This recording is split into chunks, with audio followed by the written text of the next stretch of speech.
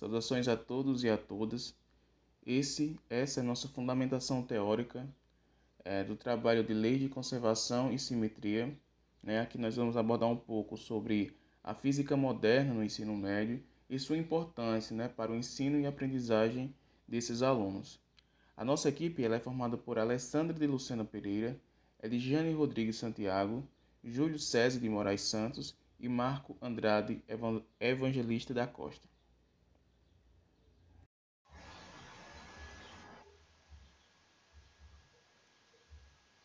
Olá, eu sou a Alessandra e eu irei começar a apresentação falando sobre a importância do aprendizagem da física moderna no ensino médio, porque os conteúdos de física moderna são importantes, né? A física moderna ela surge com a necessidade de se criar novos conceitos para explicar fenômenos que a chamada clássica não conseguia. A gente sabe que atualmente no ensino médio esses conteúdos não são abordados, às vezes por conta da carga horária, vestibular, e os professores acabam priorizando os assuntos para preparar o aluno para o Enem, e esses conteúdos da física moderna são deixados para trás.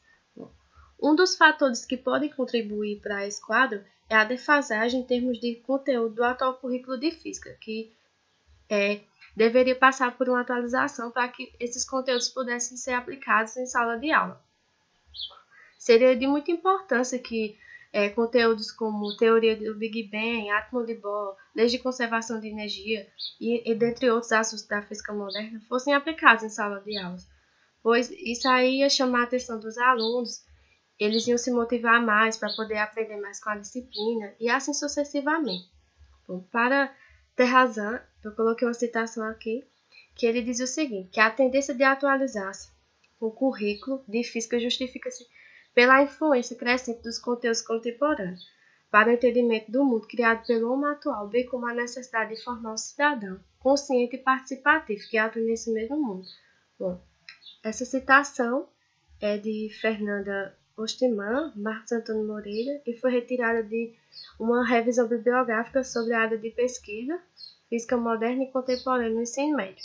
E a gente sabe que é o que acontece. O ser humano ele busca novos conhecimentos e a tecnologia, acontecimentos científicos, isso aí tem chamado bastante atenção, principalmente dos jovens. Bom, então, diante disso, a gente percebe que os jovens demonstram grande interesse em saber sobre acontecimentos científicos ocorridos no campo da física. Daí surgem diversos questionamentos, né? Do porquê disso, como isso acontece, e que poderiam ser abordados no ensino médio, mas que, infelizmente, não são. A lacuna provocada por um currículo de física desatualizado resulta numa prática pedagógica desvinculada e descontextualizada da realidade do aluno. Isso não permite que ele compreenda qual a necessidade de se estudar essa disciplina, que na maioria dos casos se resume em aulas baseadas em fórmulas e equações matemáticas, excluindo o papel histórico, cultural e social que a física desempenha no mundo em que vive. Bom, essa é uma citação de Fábio Ferreira de Oliveira, Deise Miranda Viana e Helber Scofano Gerbasi. Bom, essa citação foi retirada da Revista Brasileira de Ensino de Física. A gente sabe que é justamente o que acontece, né? No ensino médio, os professores de física dão mais equações, fórmulas, né? E esquecem de falar um pouco sobre a história da física, envolver a cultura e social, e isso aí faz com que o aluno fique desinteressado da disciplina. Mas o que ocorre? Geralmente, os professores que ministram aulas no ensino médio não são formados em física, e sim em matemática. E deve ser por isso que eles focam mais em passar fórmulas e equações e acabam não dando a parte importante que seria de grande influência para desenvolver o conhecimento científico no aluno, né?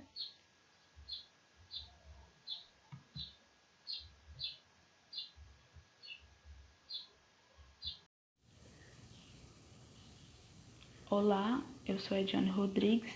Bem, como a Alessandra falou, os professores do ensino médio, eles não apresentam o papel histórico, cultural e social que a física ela desempenha no mundo. Eles só apresentam as equações matemáticas e fórmulas. Com isso, né, faz com que o aluno ele perca o interesse em estudar física, pois as aulas elas são dadas sem fazer uma contextualização da física da sala de aula com o cotidiano do aluno. Aí, dessa forma, o aluno ele não se interessa em estudar a física. Bem, aqui temos uma citação de Pereira e Aguiar. Ela diz o seguinte: o ensino de física no nível médio tem se limitado principalmente a temas da física clássica, mecânica, eletricidade e magnetismo, calor e óptica. Além disso, esse ensino se caracteriza, na maioria das vezes, por aulas teóricas e descritivas, distante da realidade do aluno. Bem, foi o que eu já falei, né? O ensino da física, ele não é contextualizado, né, com o dia a dia do aluno. Ele é apresentado mais por meio de fórmulas matemáticas, onde ele não apresenta onde essa física ela está inserida no cotidiano do aluno. Diante disso, desenvolver o interesse dos alunos acerca dos conteúdos da física moderna e contemporânea é fundamental para o ensino de física, pois os temas envolvem problemas que podem despertar ao aluno o senso crítico e podem incorporar a física no seu cotidiano. Eu me chamo Júlio e dando continuidade, eu vou falar sobre como a história da física ela pode ajudar no processo de ensino, né? Nós sabemos que a linguagem mais teórica e abstrata, ela foge um pouco da contextualização do que o aluno entende de mundo, né? Dificultando o ensino e a aprendizagem da física e pode ser, de certa forma, entediante. A forma de abordagem do professor muitas vezes melhora a relação do aluno com a disciplina em si. Esta ideia é reforçada por Galeazzi e Gonçalves, quando eles afirmam que, geralmente, a maneira como um professor desenvolve um determinado assunto em sala de aula influencia o aluno a gostar ou não do que está sendo tratado. Muitas vezes, nós sabemos como um professor ele pode incentivar um aluno em sala de aula. A forma de abordagem, né, os métodos de ensino podem fazer com que a aula ela seja entediante ou seja uma aula mais prazerosa. E é através disso que o aluno ele vai começar ou não a gostar de determinada disciplina, né? Quantos alunos já tiveram contato com professores sem especialização, né? Muitas vezes formados em áreas diferentes da que propõem ensinar. E o que nós vemos é cada vez mais alunos que começam a não gostar da disciplina pela forma que o professor aborda os assuntos, muitas vezes equivocados, né, e entediante. Então, é muito importante a forma da abordagem da disciplina no ensino médio, e pode ser que através da história da física, o aluno ele tenha mais interesse, mais curiosidade por aquilo que está sendo passado para ele. Então é importante buscar novos métodos e aqui nós vamos falar um pouco sobre como a história da física ela vai poder ajudar ser um desses métodos, né? Como a história da física ela pode se encaixar nesses métodos de ensino e aprendizagem. Então vai caber ao professor buscar outras propostas que o auxiliem a aprofundar o aluno nas atividades em sala de aula ou extraclasse. Então, uma boa abordagem da história da física em sala de aula é mostrar várias hipóteses existentes para explicar um certo fenômeno. Dessa forma, o aluno pode ter um questionamento e um maior poder de argumentação diante da quantidade de fatos. Sabemos que quanto mais informação é passada para o aluno, mais tende a fazer com que o aluno ele se perca um pouco nessa quantidade de informação. Mas o importante é trazer a história da física de uma maneira bem contextualizada e bem simples para o entendimento do aluno. Assim, ele começa a ter mais curiosidade e a buscar por si só formas, né, formas de aprender fora de sala de aula, né, extra classe.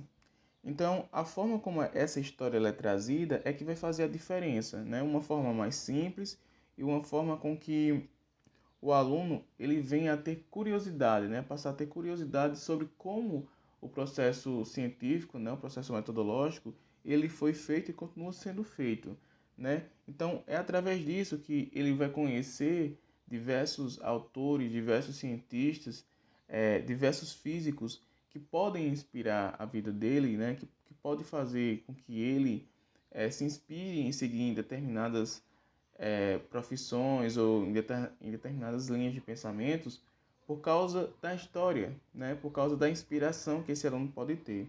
Então, para dar um exemplo de como esse processo funciona, tomemos uma citação de Anaximandro. Ele diz: a Terra não é apenas um organismo constituído de organismos, mas um organismo que procria os organismos que procria nele. Então, talvez os alunos aprendessem mais física constatando essa afirmação com o universo físico oficial, cartesiano e mecânico do que um mês de aulas formais. Então, muitas vezes nós trazendo o aluno para um universo real ou até mesmo inserindo uma forma, poderia ser, né, uma forma de inserir esse mundo real ao aluno, ele pode aprender com a curiosidade muito mais do que dezenas de aulas, né, de física, aquelas aulas formais que chega e apresenta teoria, apresenta cálculo, apresenta conceitos formais que muitas vezes deixa o aluno entediado, o aluno sem saco. Então, quando nós trazemos o aluno para esse mundo real, né, e explicamos como a ciência funciona, seja através de metodologias ou a história, pode ser um exemplo de metodologia, né, a história da física, trazendo aspectos que causaram os descobrimentos de coisas, né? Como os físicos da época, como os cientistas da época lidavam com esses descobrimentos, o que eles sofreram para depois desses descobrimentos, né? Que nós temos um período muito triste na nossa história, que foi as Inquisições. Então, tudo isso faz com que o aluno ele se interesse mais, queira saber como os processos aconteceram e, através disso, ele tenha um entendimento maior da física e se inspire e talvez goste e aprenda mais em sala de aula.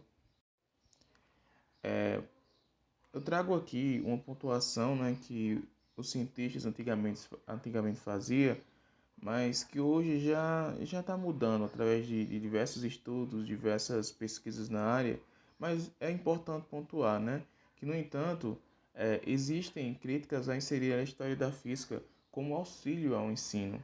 A forma distorcida, exagerada e muitas vezes fantasiosa faz com que diversos professores desaconselhem a utilização desse método, afirmando que isso pode causar uma ciência de má qualidade.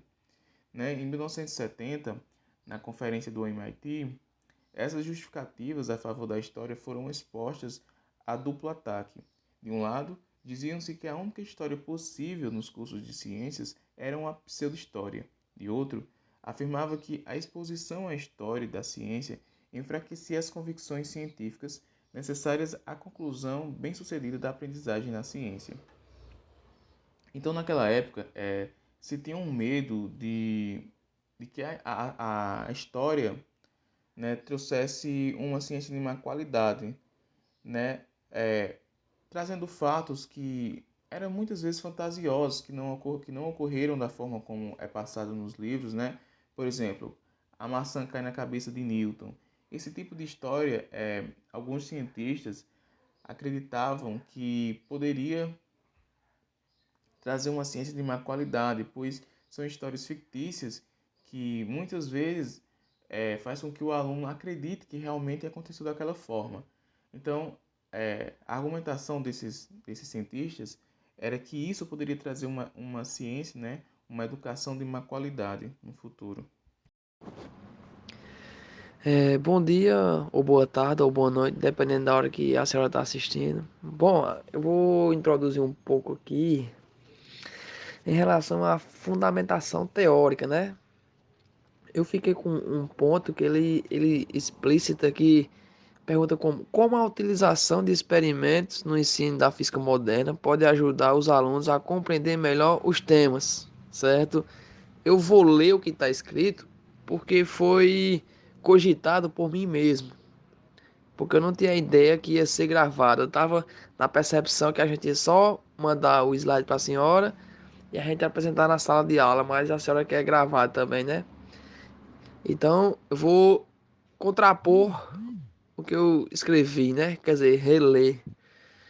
Bom, eu levei esse ponto em consideração o quê? Porque o ponto de partida em relação à forma estagnada do aprender pronto é de tal maneira o primeiro passo para a modernização do ensino. O que é que isso significa dizer? Às vezes, a gente tem que se perder, como já pronunciei em alguns trabalhos meus, a gente tem que se perder daquela materialidade que o professor explicita para a gente. Exemplo, ele dá um conteúdo, certo? A gente, óbvio, tem que aprender aquele conteúdo, mas sempre vai haver outros caminhos. Então a gente se perdendo de um caminho, mas encontrando um caminho de volta para o assunto. Quer dizer, trazendo conhecimento novo para cima daquele assunto que o professor passou, né? Aí aqui diz aqui, a base de experimentos já é bastante antiga. Já é bastante antiga. Há mais de 100 anos, o trabalho experimental nas escolas inicia-se influenciado pelo trabalho que era desenvolvido nas universidades. Segundo Galeazzi, a senhora vai perceber ao longo do trabalho que eu faço muitas citações, eu faço muitas referências, eu procuro ler, né? Procurar mais.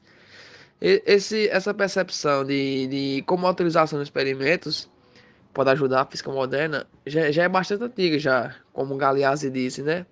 Só que ela é antiga de tal forma que, como por exemplo, antigamente não tinha a tecnologia que nos dias de hoje apresenta. Mas sim, apresentava experimentos que influenciavam bastante o trabalho, como por exemplo, eu gosto de referenciar Albert Einstein, palestrou diversos assuntos de física, trazendo experimentos para que dessem ênfase ao que ele estava explicando, né?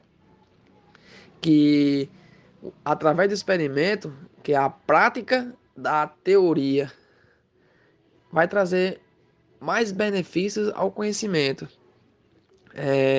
Mais adiante, eu pronunciei no segundo parágrafo que, diante disso, essa base proporciona uma percepção enorme de conhecimento, ajudando a melhoria do ensino e a aplicação de diversos conteúdos envolvendo a própria física.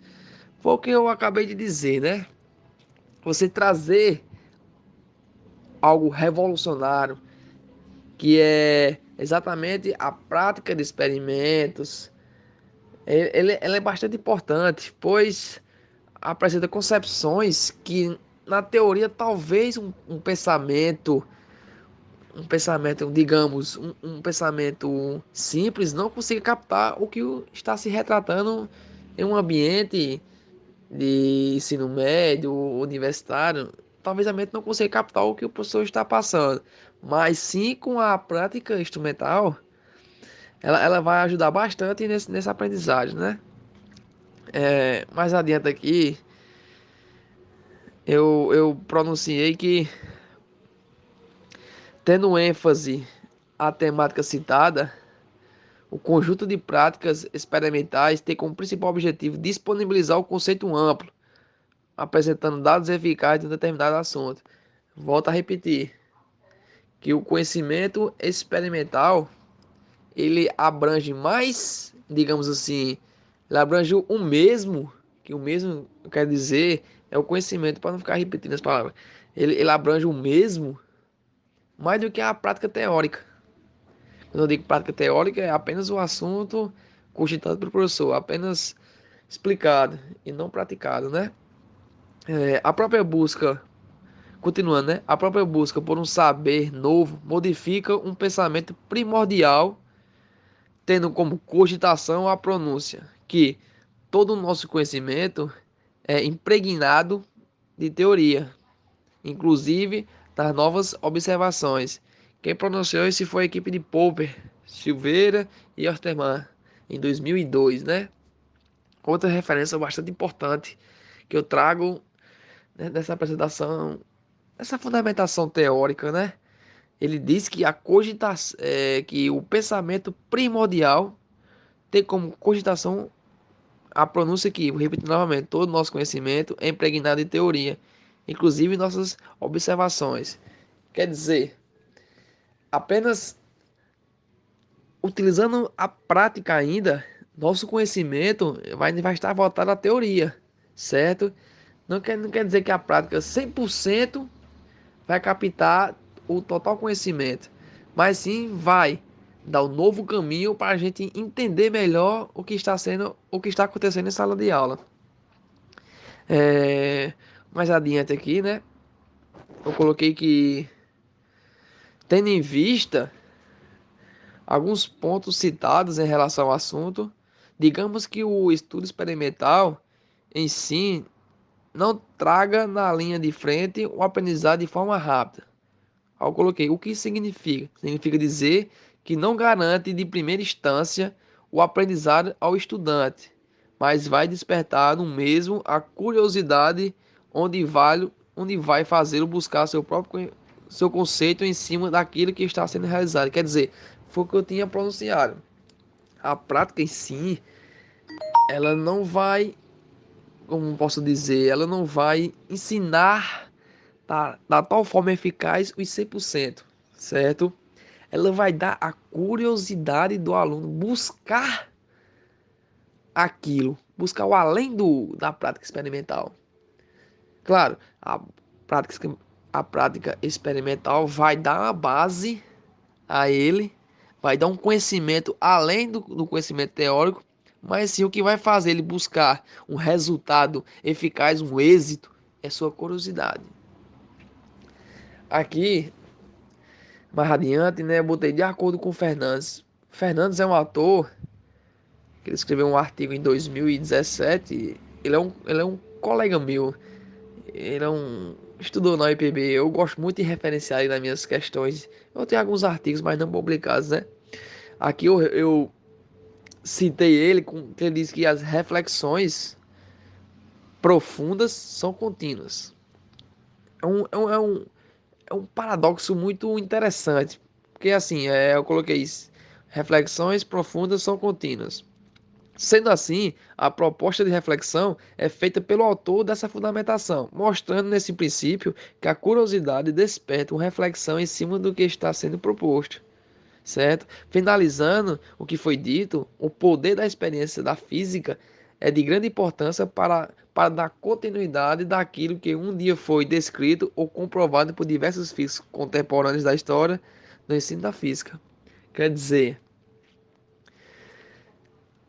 reflexões profundas e contínuas, ele traz a forma da continuidade daquilo que um dia foi descrito e comprovado, certo? As experiências, toda experiência que é praticado, ela foi cogitada, ela foi adaptada naquilo que um dia foi apenas um pensamento, apenas algo descrito, certo? Certo?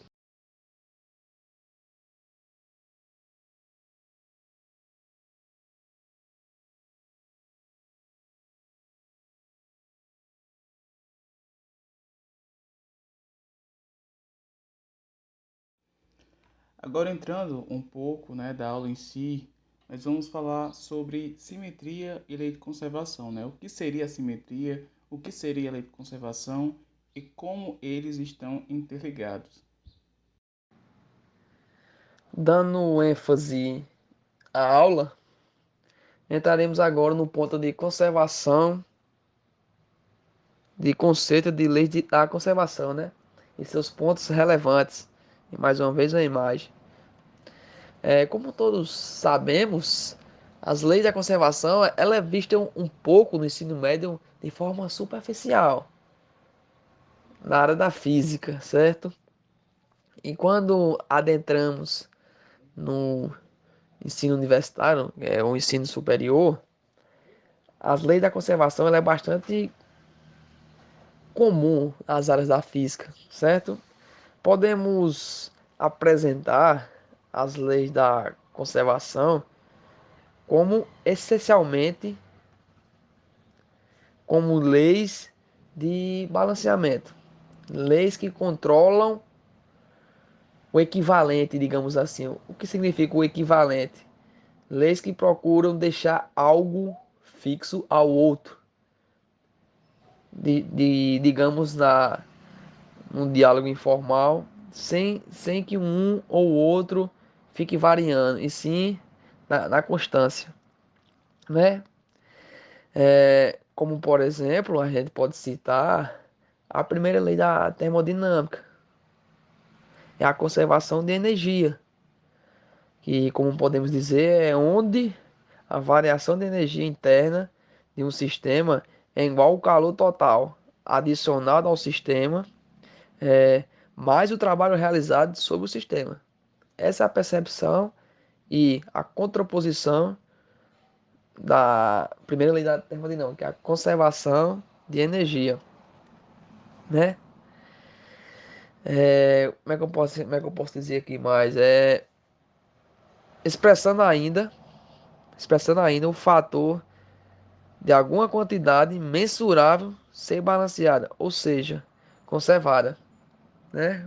É o que eu falei, deixa algo fixo, algo constante, algo igual ou equivalente, de tal forma que um ou outro continue sempre no balanceamento, sempre na conservação da energia. Como eu posso dizer, podemos dizer que matematicamente as leis da conservação elas retraduzem-se retraduz em equações integrais, como pode ser deduzida como equações diferenciadas, né? Onde a gente vê bastante equações diferenciadas, tanto na matemática como na física, certo? Repetindo aqui, recapitulando, como podem ser deduzidas como equações diferenciadas, onde essas equações descrevem como um processo de evoluir o tempo, certo? Essa aqui foi tentei trazer com minhas palavras esses dois pontos, tanto da simetria como da conservação, sem perder o rumo, mas sim dando ênfase no assunto, certo? E aqui uma imagem clara de conservação de energia, né, trouxe também em relação à justiça, né? Dois pontos que não podem ser de tal forma para a esquerda ou para a direita, e sim constantes, fixos, certo? Certo?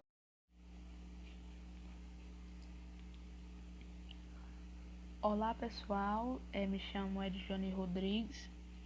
Irei falar sobre simetrias e leis de conservação na física clássica.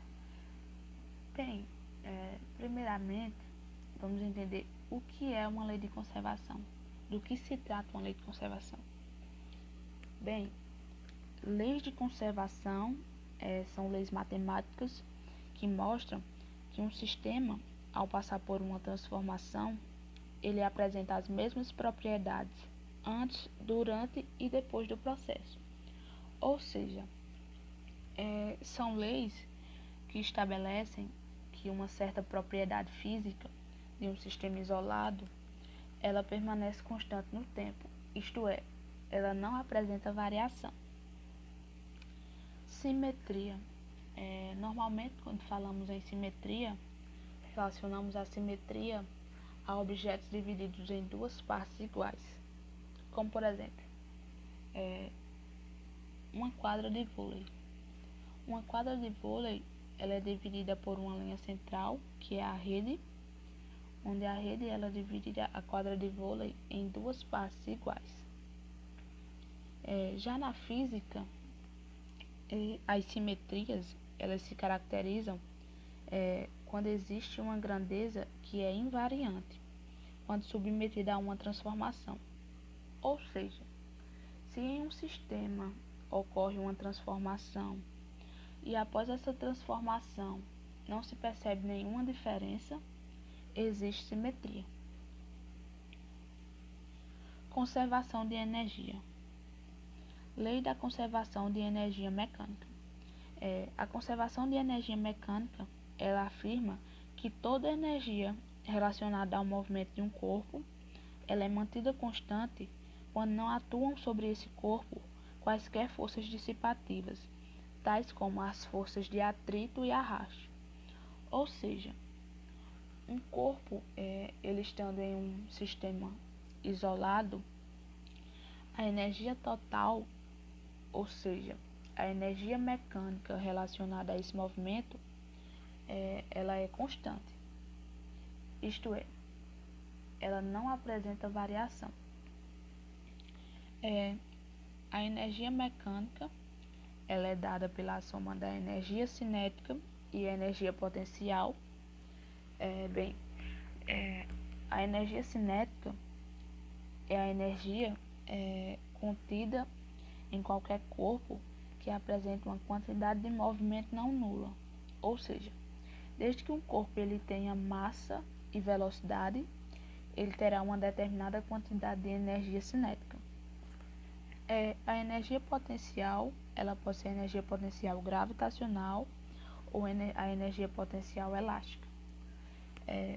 A energia potencial gravitacional é uma forma de energia relativa à altura de um corpo em relação ao chão.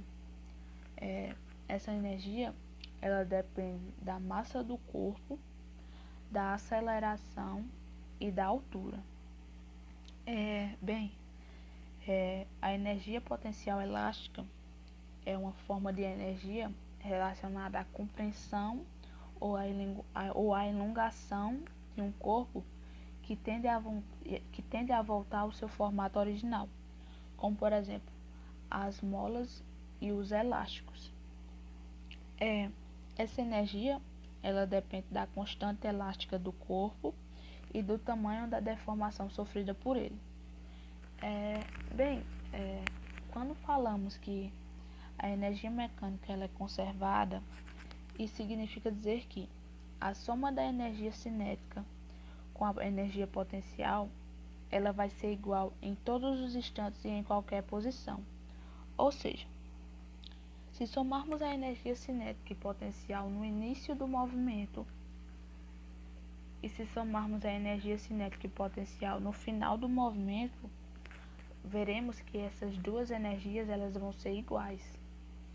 Então, a energia mecânica ela vai se conservar. Por exemplo, imagine uma pessoa segurando uma bola, como tem aqui nessa imagem, né? Tem uma mão segurando uma bola. Essa pessoa ela está em um local isolado, ou seja, não age sobre essa bola nenhuma força dissipativa. A partir do momento em que a pessoa ela soltar essa bola, irá acontecer um movimento de queda livre. Então, a energia mecânica desse movimento ela será constante. Nesse movimento acontece uma transformação de energia potencial para energia cinética, porque ao ponto em que a bola ela se aproxima do chão, a energia potencial ela irá diminuindo e a energia cinética ela vai aumentando. Ou seja, a energia potencial ela vai se transformando em energia cinética ao longo desse movimento. Dessa forma, a energia total, ou seja, a energia mecânica do movimento, ela vai ser conservada. Então, se você for calcular a energia mecânica desse movimento em qualquer instante, ela vai ser sempre a mesma. Por exemplo, se você calcular a energia mecânica do início do movimento e se calcular a energia mecânica do final do movimento, você vai ver que essas duas energias elas vão ser iguais, elas não vão se alterar, elas não vão mudar ao longo ela não vai mudar ao longo do movimento. Então a energia mecânica ela vai ser conservada.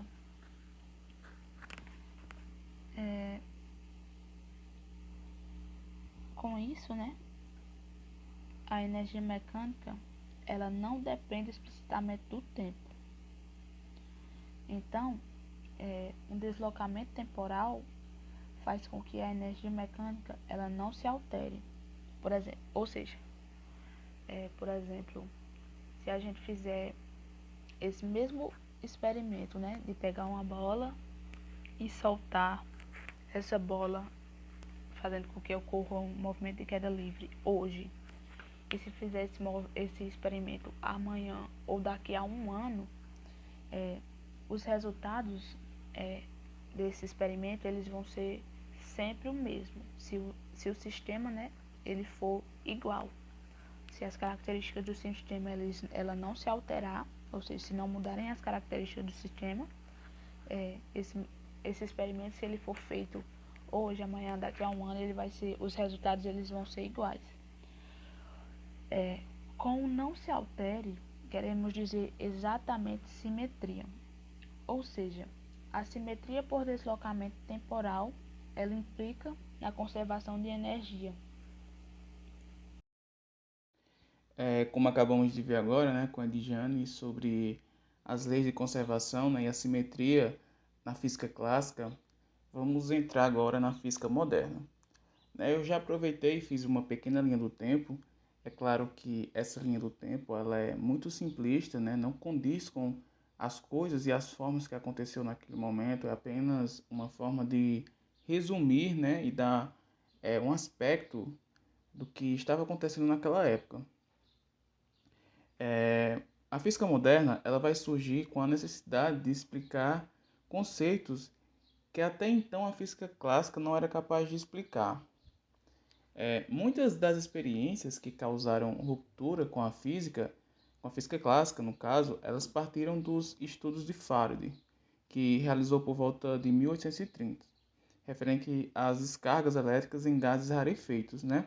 Só que esses fenômenos estranhos, que até então eram inexplicados, eles só foram observados depois de 1880, né? E aí é que entra as coisas interessantes. O efeito fotoelétrico ele foi descoberto por acaso por Hertz em 1887. Aí depois vem Pierre e Curie, que descobre o elemento radioativo do rádio, né? Que se deu por volta de 1897, por aí.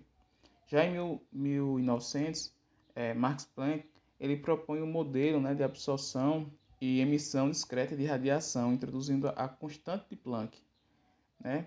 E o famoso Bohr, ele desenvolve o primeiro modelo atômico da era moderna. 5 anos depois, Einstein utiliza o teorema de Planck e explica o efeito fotoelétrico.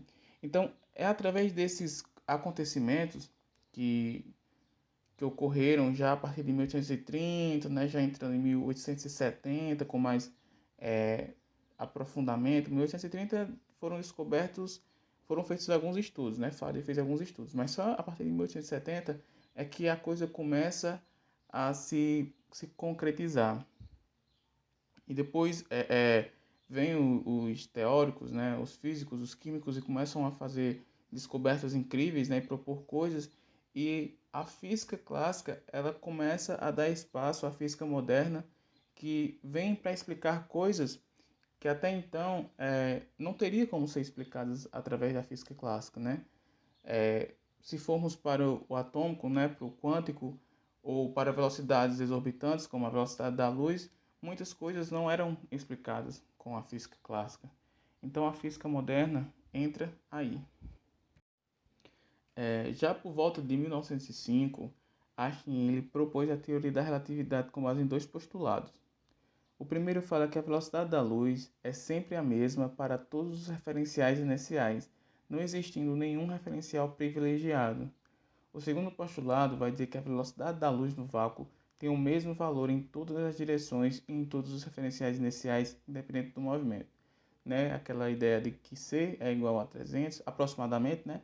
300 mil km por segundo. Então, esse segundo postulado, ele contraria radicalmente a maneira de Newton descrever a velocidade, né? Por exemplo, imagina se você pega uma lanterna e aponta em uma certa direção, e existe uma nave em direção contrária, por volta de 100 mil quilômetros por segundo. Pela teoria de Newton, né, pelas leis de Newton,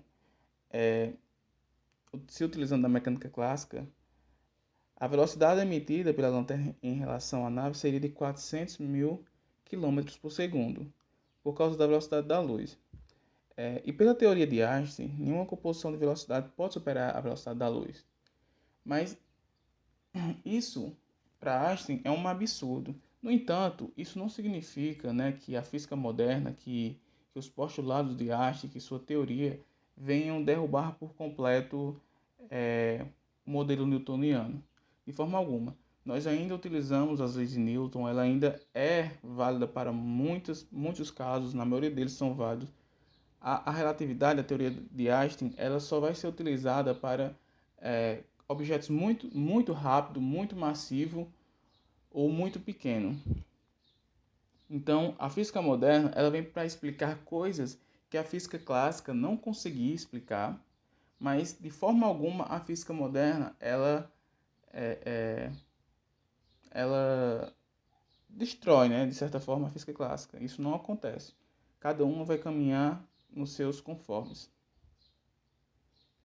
Outra coisa que Einstein e Newton eles vão apresentar conceitos diferentes sobre a gravidade, né?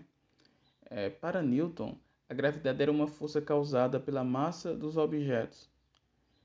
Então, para ele, se o Sol desaparecesse de vez, né, iríamos sair de órbita instantaneamente, pois para ele a gravidade era uma força imediata. Né? Newton vai falar que a gravidade era uma força causada pela massa dos objetos e fazia com que uns fossem atraídos em direção aos outros. Então, essa força seria imediata. Então, se nós pararmos para pensar, né, chega a ser um pouco absurdo. Imagina o Sol desaparecendo de vez. O Sol desaparece e antes mesmo da luz, que demora por volta de 8 minutos para chegar na Terra, a Terra já estaria saindo de órbita antes mesmo da luz chegar. Então, se pararmos para pensar, né, Einstein, naquele tempo, ele, quando fez seus postulados, fez sua teoria, ele não acreditava que existisse algo mais rápido que a velocidade da luz, né? Então, seria impossível a Terra sair de órbita antes mesmo da luz chegar. Então, Einstein ele imaginou as três dimensões do espaço e a dimensão do tempo juntas, formando uma espécie de tecido que nos rodeia e é deformado com a presença dos corpos. Então, segundo Einstein, a gravidade é o efeito que a curvatura do espaço-tempo tem sobre os corpos. Então, de forma geral, de uma maneira mais resumida, né? Para Einstein, se o Sol desaparecesse de vez, isso causaria uma onda que seria propagada na mesma velocidade da luz. Então isso seria, né, uma forma melhor de ser vista, pois na teoria dele, essa velocidade da luz não seria quebrada, pois a onda ela iria na mesma velocidade da luz.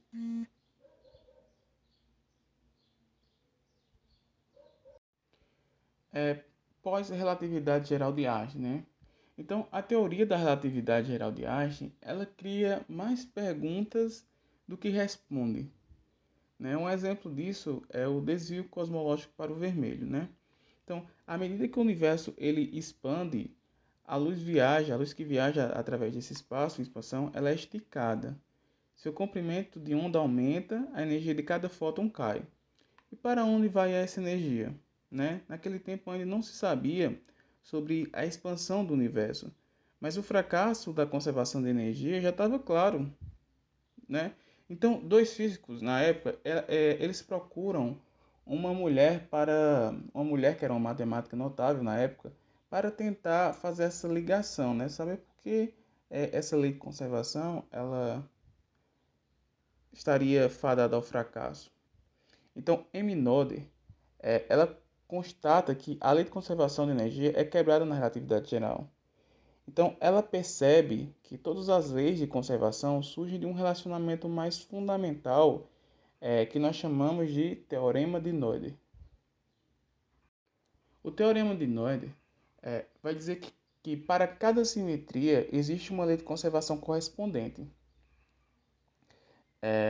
O mais importante a se perceber aqui é essa relação, né, que ela vai fazer com a conservação, com a lei de conservação, né, que dizer que existe uma relação fundamental em que ela fala que a simetria vai estar relacionada diretamente com a lei de conservação, né? Noether, ela foi uma matemática brilhante da sua época, e mais para frente, né, nossa amiga Alessandra, ela vai falar sobre a vida dessa importante mulher. Aqui eu quis trazer só para fixar e mostrar um pouco, de uma forma bem resumida, né, o teorema, mas para frente nós vamos falar um pouco sobre essa importante matemática para a física. Entrando um pouco na física de partículas, né, nós sabemos que há muito tempo o átomo deixou de ser a unidade fundamental. A ideia que tínhamos de indivisibilidade do átomo já não existe mais. E o nome átomo ele não faz mais tanto sentido, né? Porque nós temos diversas partículas, né, que são menores do que o átomo, que provam que o átomo ele não é indivisível. Ele existe essa divisão, né? Há muito tempo também os prótons e os nêutrons eles deixam de ser partículas fundamentais. O elétron ainda continua sendo, mas os prótons, né, e os nêutrons, nós sabemos que eles também podem ser divididos, né? Hoje há tantas partículas identificadas que o alfabeto grego ele já foi esgotado. No processo de fragmentação de partículas mais estáveis, que muitas vezes ocorrem em aceleradores de partículas, né? Essas partículas elas acabam aparecendo associadas à conservação, não apenas de massa ou da carga, mas também de outras propriedades quânticas, que vamos ver mais a seguir. Famílias de partículas. Os físicos escolheram no passado uma forma de classificar as partículas pelas suas massas, né? Hoje, são classificados como leptons, quer dizer pequeno em grego, uma vez que sua energia é pequena em comparação com o bário, e temos também os mesons.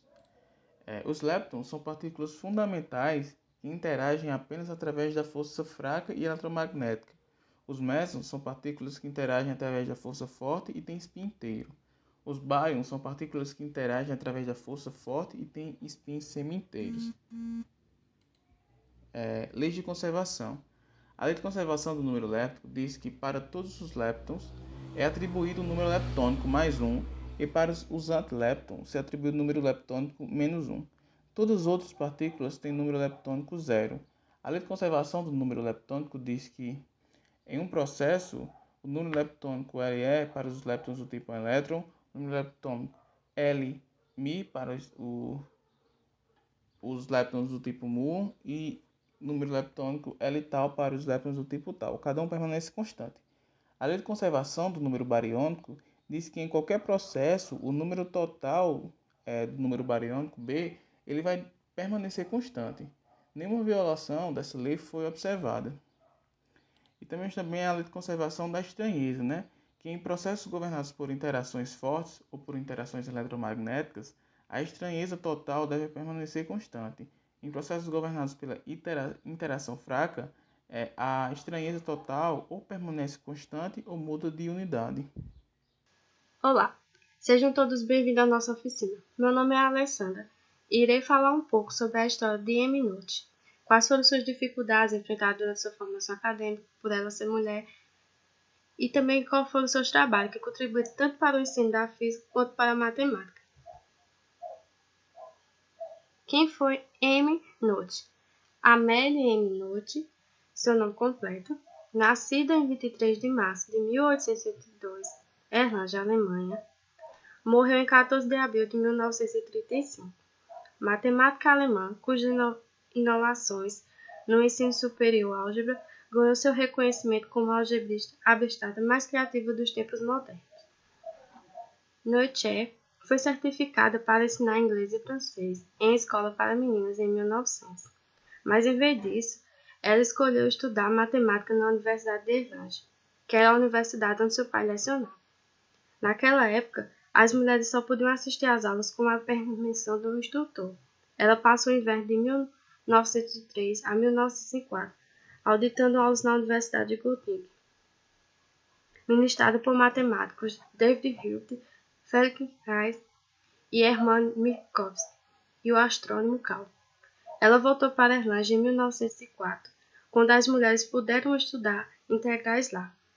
Ela recebeu um PhD, licenciatura em Irlanda em 1907, com dissertação sobre invariantes algébricas.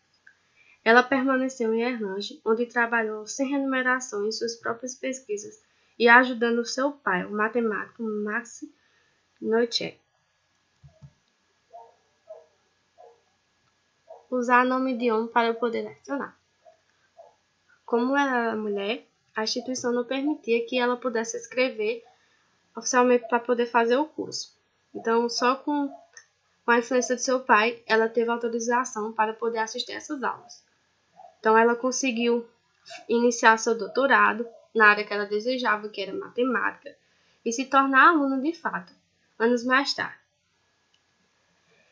Ela defendeu sua tese sobre a supervisão do também matemático Paul Gordon, tornando-se a segunda mulher a obter o diploma de matemática. Bom, a primeira mulher a receber o diploma de matemática foi a grega Hipátia, e Neutscher se tornou a segunda. Bom, em 1915, Amy foi convidada para fazer parte do Departamento de Matemática da Universidade de Göttingen, uma instituição renomada internacionalmente como um centro de investigação matemática. Contudo, a universidade foi contra conceder um posto oficial a Neutscher, e por isso ela passou 4 anos dando aula sob o nome de David Hilbert, que era o nome de um colega dela, que justamente com Felix Klein estava trabalhando com a teoria da relatividade de Einstein, nessa mesma universidade. Então, quando tinha palestras, ele oferecia o nome dele para que ela pudesse ministrar as palestras e falar um pouco sobre suas pesquisas, sobre seus estudos. Com o tempo, ela foi conseguindo o respeito de seus alunos, que ela conseguiu nessa universidade, e também do corpo docente. E, como eu já falei, durante o tempo que ela lecionou na Alemanha, ela nunca foi paga pelo seu trabalho.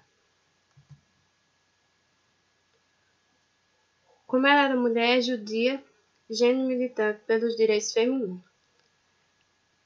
Amy Neutscher publicou mais de 40 artigos em toda sua carreira como matemática.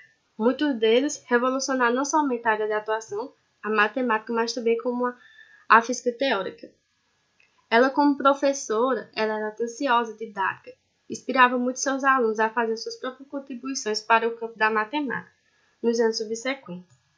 No ano de 1933, quando Adolf Hitler chegou ao poder da Alemanha, ele ordenou que todos os funcionários judeus fossem demitidos. Como Nanten era judia, ela teve que abandonar a escola, teve que parar de lecionar.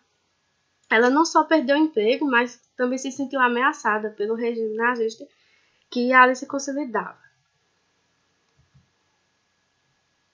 Bom, eu coloquei aqui alguns de seus trabalhos, que os trabalhos dela podem ser divididos em 3 períodos, que o primeiro período durou de 1908 a 1919, que foi quando ela fez as contribuições significativas para a teoria dos invariantes e dos corpos numéricos, e foi justamente nessa época que ela desenvolveu o teorema de Neutscher, que recebeu seu nome, que teve uma grande influência para os físicos e é usado até os dias de hoje.